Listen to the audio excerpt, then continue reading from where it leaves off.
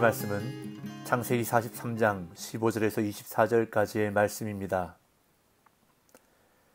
그 형제들이 예물을 마련하고 갑절의 돈을 자기들의 손에 가지고 베냐민을 데리고 애굽에 내려가서 요셉 앞에 서니라.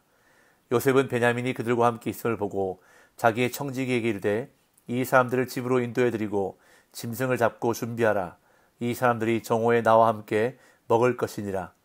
청지기가 요셉의 명대로 하여 그 사람들을 요셉의 집으로 인도하니 그 사람들이 요셉의 집으로 인도되매 두려워하여 이르되 전번에 우리 자루에 들어있던 돈의 일로 우리가 끌려드는도다. 이는 우리를 억류하고 달려들어 우리를 잡아 노예로 삼고 우리의 나귀를 빼앗으려 함이로다 하고 그들이 요셉의 집 청지기에게 가까이 나아가 그 집 문 앞에서 그에게 말하여 이르되 내 주여 우리가 전번에 내려와서 양식을 사가지고 여관에 이르러 자루를 풀어본즉 각 사람의 돈이 전에 그대로 자루아귀에 있기로 우리가 도로 가져왔고 양식 살 다는 돈도 우리가 가지고 내려왔나이다. 우리의 돈을 우리 자루에 넣은 자는 누구인지 우리가 알지 못하나이다. 그가 이르되 너희는 안심하라. 두려워하지 말라. 너희 하나님 너희 아버지 하나님이 재물을 너희 자루에 넣어 너희에게 주신 것이니라.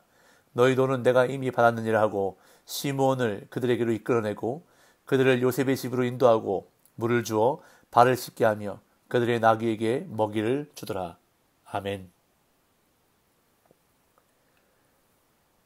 계속되는 극심한 흉년으로 인하여 애굽에서 가지고 온 곡식이 다 떨어지자 야곱은 아들들에게 애굽으로 가서 다시 곡식을 사오라고 말합니다. 그러자 넷째 아들인 유다가 나서서 막내 베냐민을 데리고 가지 않으면 곡식을 살 수도 없을 뿐 아니라 자신들의 목숨도 위태로운 지경이 된다고 말합니다. 애굽 총리가 강력하게 경고했다는 사실을 거듭 강조하며 아버지 야곱에게 베냐민을 데리고 갈 수 있도록 허락해달라고 결단을 촉구합니다. 이에 야곱은 결국 베냐민을 보내기로 결단하고 아들들을 준비시킵니다. 애굽 총리를 위해 특별한 선물을 준비하고 1차 양식을 구매할 때보다 돈을 2배로 가져가라고 합니다. 1차 때 가지고 온 자루 속에 돈이 그대로 다 들어있었던 것을 염두에 두고 혹시라도 돈 때문에 어려운 일을 당하게 될까봐 준비하게 했습니다. 그런 다음 야곱은 베냐민을 전능하신 하나님께 맡기며 은혜를 간구했습니다. 그리하여 베냐민을 포함한 야곱의 아들들은 특별한 선물과 갑절의 돈을 가지고 애굽으로 내려갑니다. 그리고 드디어 애굽 총리인 요셉 앞에 그들은 서게 되었습니다. 15절에서 17절입니다. 그 형제들이 예물을 마련하고 갑절의 돈을 자기들의 손에 가지고 베냐민을 데리고 애굽에 내려가서 요셉 앞에 서니라. 요셉은 베냐민이 그들과 함께 있음을 보고 자기의 청지기에게 이르되 이 사람들을 집으로 인도해드리고 짐승을 잡고 준비하라. 이 사람들이 정오에 나와 함께 먹을 것이니라. 청지기가 요셉의 명대로 하여 그 사람들을 요셉의 집으로 인도하니 요셉의 형제들이 곡식을 구입하기 위해 애굽에 두 번째로 방문했습니다. 그들은 애굽 총리가 요구했던 대로 베냐민을 대동하고 갑절의 돈과 예물까지 준비해서 총리인 요셉 앞에 섰습니다. 그런데 애굽 총리는 그들에게 아무런 말도 하지 않습니다. 베냐민의 신분을 확인하지도 지난 1차 때의 곡식값에 대한 언급도 없었습니다. 성경은 그저 요셉이 형제들과 함께 있는 베냐민을 보았다는 것만 언급하고 있습니다. 다른 형제들의 이름은 전혀 거론하지 않고 그들과 함께 서 있는 베냐민의 이름만 언급함으로써 요셉의 시선이 베냐민을 향해 있음을 보여주고 있습니다. 요셉은 형제들에게 아무 말도 하지 않고 자기의 청지기에게만 말했습니다. 그들을 집으로 데리고 가라고 지시하면서 그들과 함께 점심을 먹을 것이니 짐승을 잡아 준비하라고 말합니다. 이는 분명 형제들이 생각하지도 못했던 상황입니다. 그들은 애굽 총리가 요구한 것을 충족했으니 이제 곧 억류되어 있는 시몬이 풀려나고 곡식을 구매하여 가나안으로 돌아가리라 기대했을 것입니다. 그런데 갑자기 총리가 자기의 집으로 초대하여 함께 식사를 한다고 하니 어리둥절하고 당황할 수밖에 없었습니다. 그래서 형제들은 요셉의 집으로 인도되어 가면서 두려움에 사로잡혔습니다. 18절 그 사람들이 요셉의 집으로 인도되매 두려워하여 이르되 전번에 우리 자루에 들어있던 돈의 일로 우리가 끌려드는도다. 이는 우리를 억류하고 달려들어 우리를 잡아 노예로 삼고 우리의 나귀를 빼앗으려 함이로다 하고 요셉의 형제들은 자기들이 어딘가로 끌려가는 것이 지난번 자루 속에 들어있던 돈 때문이라고 생각하며 크게 두려워했습니다. 아마 그들은 온갖 생각이 다 들었을 것입니다. 지난번에는 우리를 정탐꾼으로 몰아붙이고 시몬을 감옥에 가두었는데 이번에는 또 무슨 죄목을 우리에게 씌우려고 하는 것일까? 도대체 우리를 어디로 끌고 가는 것일까? 우리 나귀와 물건을 모두 빼앗고 우리를 노예로 삼으려는 것이 분명하다라고 그들은 생각했습니다.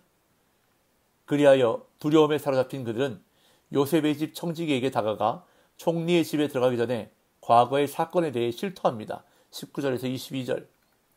그들이 요셉의 집 청지기에게 가까이 나아가 그 집 문 앞에서 그에게 말하이르되 내 주여 우리가 전번에 내려와서 양식을 사가지고 여관에 이르러 자루를 풀어본즉 각 사람의 돈이 전에 그대로 자루 아귀에 있기로 우리가 도로 가져왔고 양식 살 다른 돈도 우리가 가지고 내려왔나이다.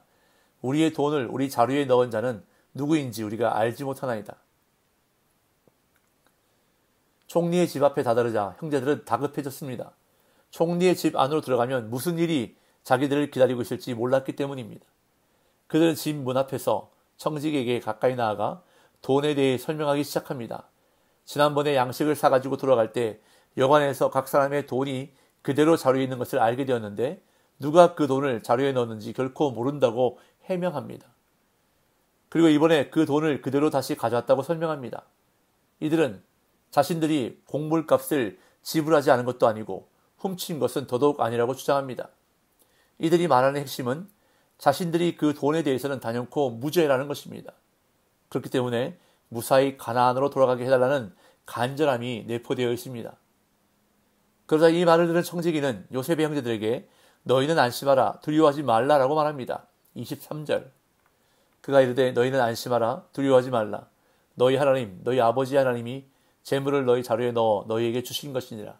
너희 돈은 내가 이미 받았느니라 하고 시므온을 그들에게로 이끌어내고. 여기서 청지기가 말하는 안심하라는 히브리어로 샬롬입니다. 요셉 이야기에서 샬롬은 아주 중요한 위치를 차지합니다. 야곱의 가족은 샬롬이 깨어진 상태였습니다. 과거 요셉이 형제들의 샬롬을 확인하러 갔다가 애굽의 종으로 팔렸고 이후에 야곱의 가정은 여전히 샬롬하지 못한 상태였습니다. 그런데 요셉의 청지기가 형제들에게 샬롬을 전하고 있는 것은 이제 야곱의 가정에 샬롬이 회복될 것을 암시해주고 있는 것입니다. 이어서 청지기는 지난번에 돈 문제로 인해서 두려워하고 있는 형제들에게 두려워하지 말라. 너희 하나님, 너희 아버지 하나님이 재물을 너희 자루에 넣어 너희에게 주신 것이니라 라고 말합니다.